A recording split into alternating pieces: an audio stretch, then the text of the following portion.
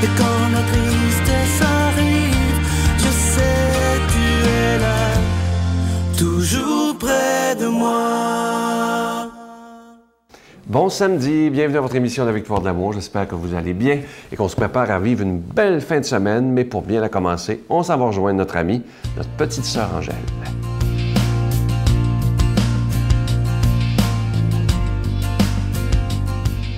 Mais bonjour et bonne journée. Ah, comme vous voyez, on s'en va toujours vers ce printemps qui nous attend et qu'on a hâte de voir toucher, comme on dit, vers Pâques, parce que Pâques, c'est la résurrection, c'est le ressourcement de toutes choses. Alors aujourd'hui, nous sommes déjà rendus au deuxième dimanche du carême. C'est quoi? C'est justement, on avance.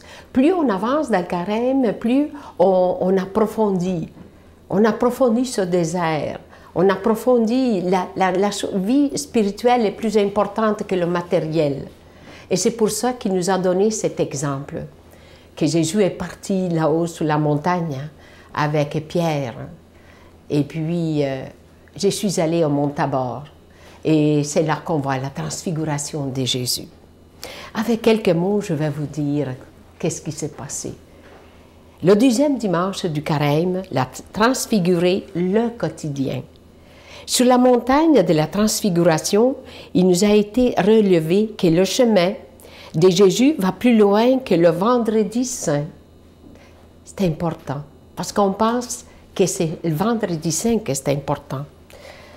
Et que pour aussi, il y a une issue de lumière à notre marche. Jésus a laissé transparaître un instant. Et ce jour-là, cette lumière de Pâques, qu'il faut garder secrète. Vous voyez, ces lumières sont très discrètes, jusqu'à ce qu'il ressuscite d'entre les morts. Transfigurer le quotidien, il en a bien besoin. Il est souvent terne, gris et banal. Voyez-vous, c'est ça, Jésus a passé par là. Notre quotidien, des fois, il n'est pas toujours comme on voudrait. On se lève de bonne humeur, on veut s'en aller, on veut faire des choses, on a des rêves. Et tout à coup, il y a une maladie qui nous attaque. Il y a un nuage qui passe dans notre esprit. Il y a quelque chose qui devient gris. Et la vie devient un peu plus banale. Tandis que si on regarde vers l'espérance, si on regarde vers la lumière, si on regarde tout l'avènement que Jésus a voulu nous laisser.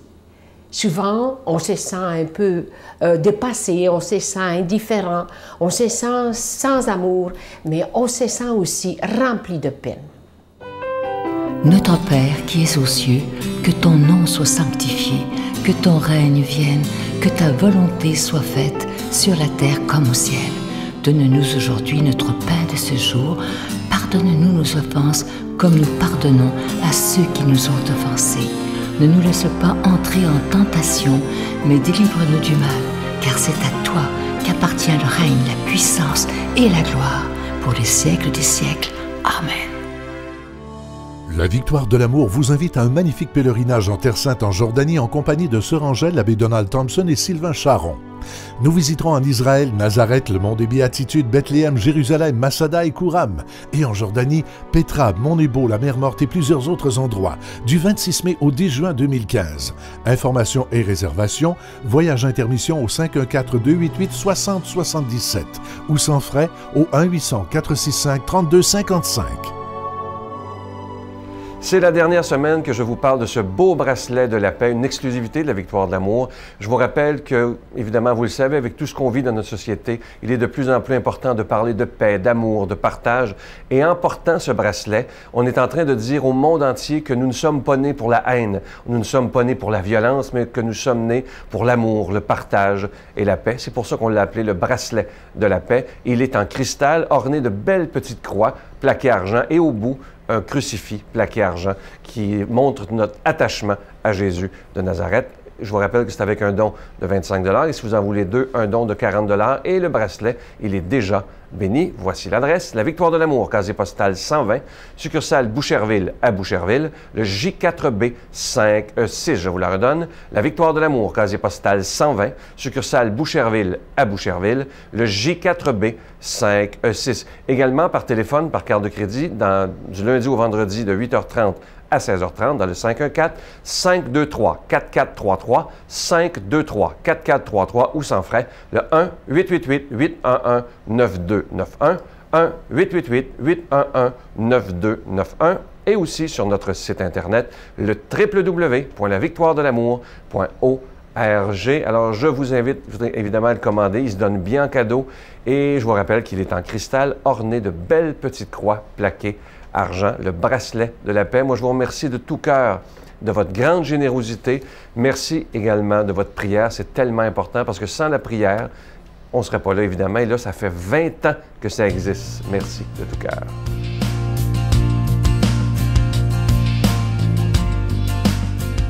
Mon Dieu, donnez-moi la sérénité d'accepter les choses que je ne peux changer, le courage de changer les choses que je peux et la sagesse d'en connaître la différence. Amen. Je suis toujours tellement heureux de vous présenter celui que je vous présente aujourd'hui. C'est un ami très, très cher à mon cœur, que je ne vois pas assez souvent, malheureusement, de Paris, celui qu'on appelle tendrement Monseigneur des Autres, Monseigneur Jacques Gaillot.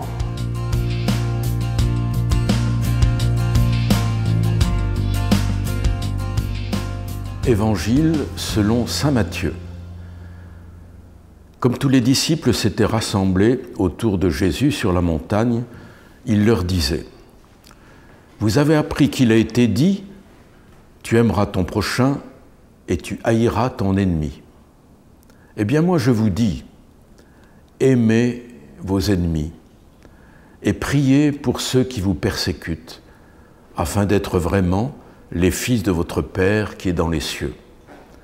Car il fait lever son soleil sur les méchants et sur les bons, et tomber la pluie sur les justes et les injustes. Si vous aimez ceux qui vous aiment, quelle récompense aurez-vous? Les publicains eux-mêmes n'en font-ils pas autant? Et si vous ne saluez que vos frères, que faites-vous d'extraordinaire? Les païens eux-mêmes n'en font-ils pas autant? Vous donc, soyez parfaits comme votre Père céleste est parfait. » Mes amis, nous avons là, en début de carême, un sommet de l'Évangile.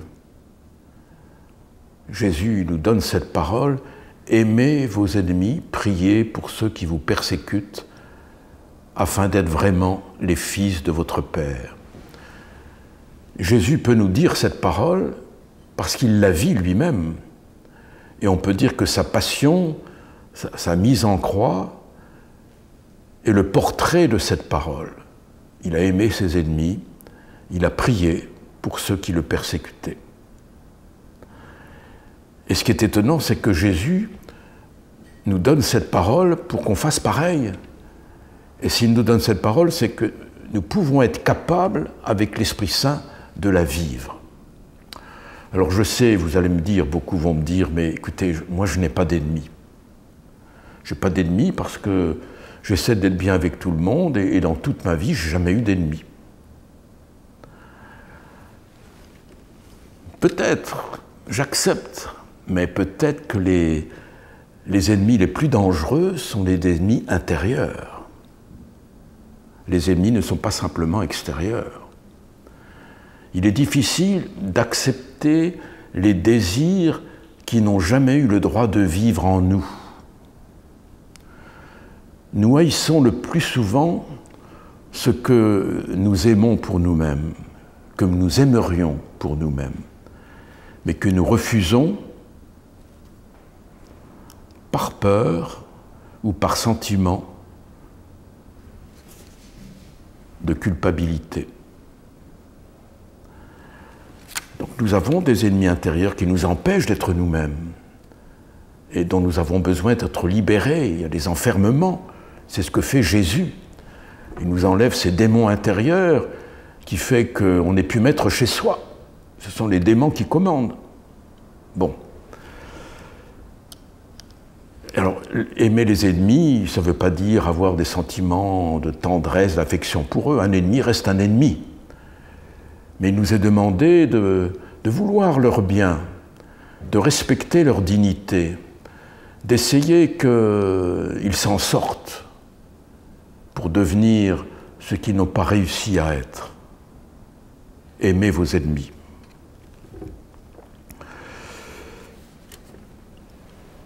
Je suis allé à l'hôpital voir quelqu'un qui voulait me voir. C'est une chrétienne et qui savait qu'elle n'en avait plus que pour quelques jours. Et elle me dit, je suis content de vous voir parce que au moment de mourir, il y a quelque chose que je n'arrive pas à faire. Je ne peux pas pardonner à des gens qui ont été méchants avec moi. J'ai essayé de pardonner, je ne peux pas. Et je vais mourir sans pouvoir pardonner. Elle me dit, qu'est-ce que je peux faire? Ben, je lui dis, vous savez, il y a des choses qu'on n'arrive pas à faire. Le pardon, c'est extrêmement difficile. Je ne suis pas étonné. Qui peut dire, moi, j'arrive à pardonner? Hein? C'est rare. Alors je dis, ce qu'on ne peut pas faire par nous-mêmes, ben, on le demande. Et à qui demander? Mais à Dieu lui-même, puisque c'est lui qui nous demande de pardonner. On va lui dire, si tu veux qu'on pardonne, eh bien, on s'adresse à toi. Alors, je vous invite, on va prier tous les deux. On va prier tous les deux. Nous avons récité le Notre Père, je lui tenais la main. On a récité le Je vous salue Marie. Et puis j'ai béni cette femme, je l'ai embrassée sur le front, puis je suis parti. Et le soir, elle m'a envoyé un SMS, merveilleux SMS, elle me dit, ça y est, j'ai pu pardonner. Je suis libéré. Merci pour cette rencontre de lumière. Et j'ai envoyé ce SMS à son mari pour son enterrement. Voilà. Aimons nos ennemis, c'est possible puisque Jésus nous le demande, et nous serons alors des témoins merveilleux de la miséricorde. Je vous souhaite un bon carême dans cet amour, et je vous pardonne, et je vous bénis. Au nom du Père et du Fils et du Saint-Esprit. Amen. Je vous salue Marie, pleine de grâce. Le Seigneur est avec vous. Vous êtes bénie entre toutes les femmes, et Jésus, le fruit de vos entrailles, est béni. Sainte Marie, Mère de Dieu, priez pour nous pauvres pécheurs, maintenant et à l'heure de notre mort. Amen.